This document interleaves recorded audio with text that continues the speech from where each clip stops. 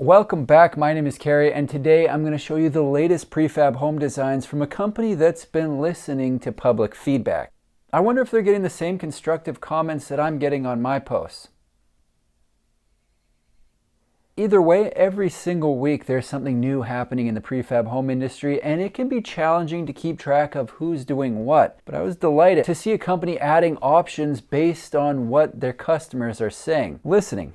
A very simple concept that sometimes gets overlooked. However, I think this is a move that people will be able to get on board with. To sweeten the pot just a bit more, this is from a company offering a feature that I think is very important. A little bushfire resistance. The company I'm talking about is called Formflow Living, with their line of modern prefab homes that just got a little bit more affordable. I first heard about Formflow Living last summer when there were multiple wildfires near where I live, and I went down a rabbit hole looking at options that are built to resist some of the threats involved with a wildfire. For the record, nowhere on their website are they claiming to be fireproof. What we're talking about here are measures that they're taking to increase a home's chances if one of these things gets close. Formflow Living describe themselves as modular housing that can adapt to your changing needs. They've developed a highly efficient building system and combined it with Formflow's world-first corrugated bend technology to create a range of what I think are great looking homes. Something about the black metal siding with the wood accent on the end just looks awesome, simple as that. If you're sitting there thinking,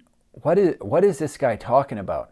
That's a fair question. I skipped over their bend technology, so probably an idea to back up the bus a little bit here. There are two parts to this company, Formflow Living, which handles the modular homes, and Formflow, who came up with the product that differentiates their homes from everything else on the market. Basically, what they've come up with is a world-first technology to produce sharp bends in corrugated steel. Based on that core innovation, they're developing building products, systems, and solutions to address affordable housing, which is what we're more focused on today. I don't want to bore the regulars with too much of this stuff because I've said it all before, so let's get into the meat and potatoes of this video. I'm guessing the feedback that Formflow Living was responding to had to do with pricing, because I get a lot of those comments on my videos as well. There are a lot of people looking for more affordable options, and tip of the cap to them for recognizing that and making adjustments. So did they drop their drawers on their existing models? No, they did not. They added completely new models with a few less bells and whistles to be able to offer a different price point and appeal to a larger group of people. About a month ago, they introduced two new models with a tagline that says, "Great house, great price." The post they announced the new models in says, "We've been listening. You said what you want, no nonsense. Just a really good, great looking house that doesn't break the bank. So here it is." Again, what a fascinating idea. People say what it is that they want, then they build it. The description says a new pared back Formflow gable with less options that is big on style with all the innovations and refinements that you'd expect from us. On top of paring back the options, the new models will also be more standardized. Buyers won't be able to make their decor choices from every color and cabinet style under the sun, which might not be a bad thing. They will, however, have the choice of two color palettes that were curated by the design team at Formflow Living. You get A or B.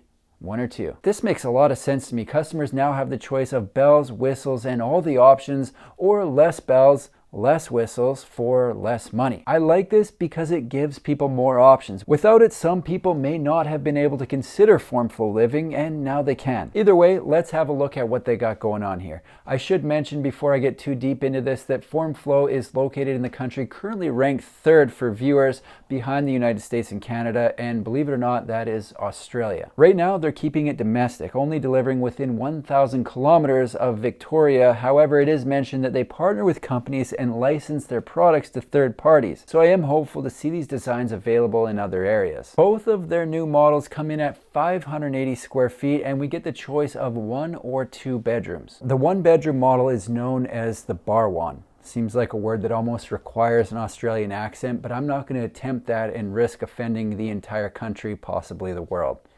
Just not going to do it. The dimensions of the Barwon are listed at 4.5 meters wide by 12 meters long, which equates to just under 15 feet wide by almost 40 feet long. Let's get started with the exterior of this unit. Right now, because it's brand new and they likely haven't built one yet, unfortunately we're working with a rendering of the home. As previously mentioned, they've promised us the same great look that's seen throughout the gable line, so everyone will just have to wait and see what it actually looks like when it's posted. For windows, they place one on the end of the home, and that gives it a bit of flair, but most of them are located down the side. On the side, they've got one window into the living room, the sliding glass door entrance, a window into the hall, which is always a nice touch, and another into the bedroom. Looks like they might have taken out the wood accent on the end as part of the cost savings campaign, but you know what? That's the way she goes. The way they have this plan set up, the entrance is on the side of the home and lands in the dining room. To the left is the living room, to the right is the kitchen, and beyond that, they've got the hall,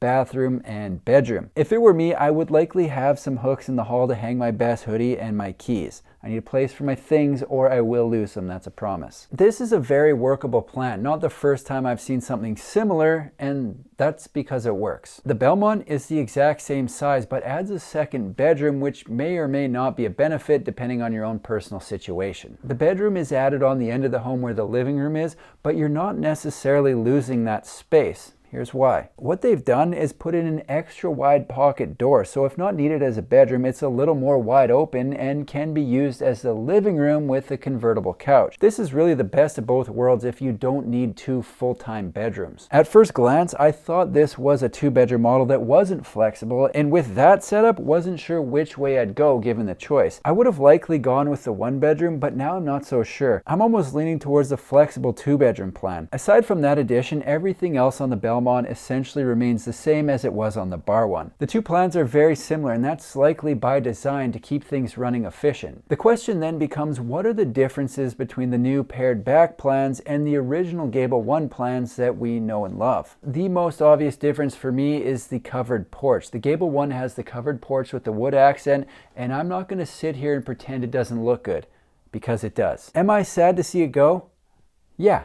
But it's in the name of affordability, and that's what people want. Inside the homes, the biggest difference that I can see is there's just more in the original Gable 1 homes. The closest comparison for the one bedroom is likely the Esprit, and with that plan you enter on the end of the home into the living room. It has a galley kitchen, then the bedroom, and finally the bathroom. Speaking to the floor plan, the biggest differences between the models that I can see is the amount of built-in storage. The Gable 1 Esprit has a built-in entertainment center in the living room, a built-in desk on one end, and more built-in storage in the bedroom. They said they were going to pare back the plan to make it more affordable, and that's exactly what they've done.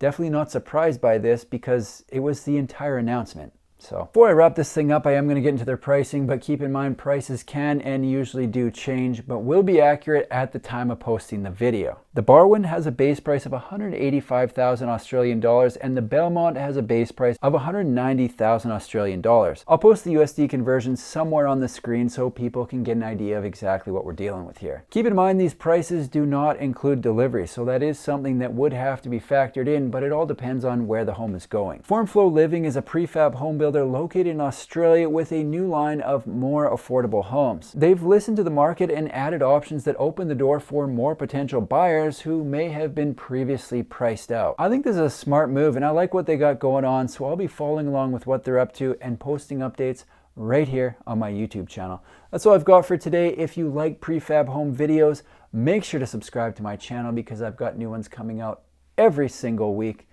Thanks for watching. See you in the next one.